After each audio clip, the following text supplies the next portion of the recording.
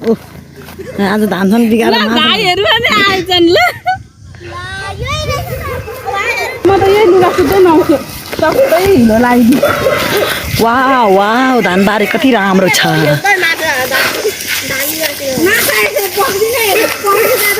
पिसाब आइरहेको चस्मै छ हानेछ फेरि म जान्दिनँ फेरि त आउनु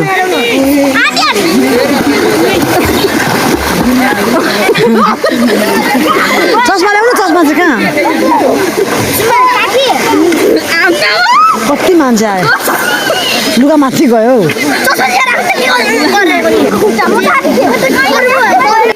यो हामी नुहाउने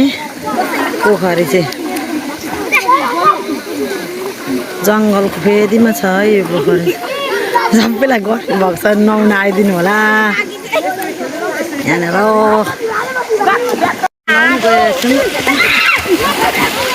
कति रमाइलो गरिरहेको छ भाइ बहिनीहरू चाहिँ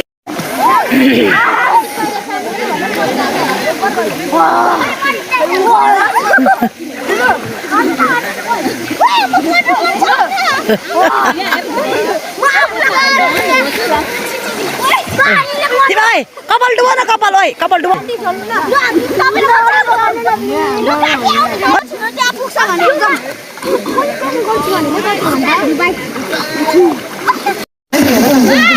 अनि पानीमा खेल्नु आँटेको छु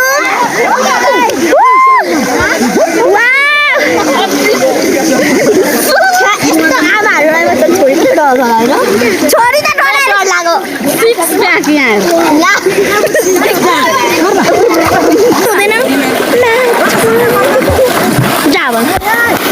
भन्छ छिटो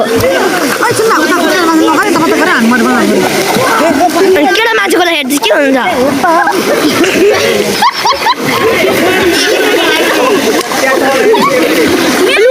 निक्लिनु तपाईँ निक्लिनु सेमी निक्ली म अब खेल्छु सेमी निक्लिनु हौ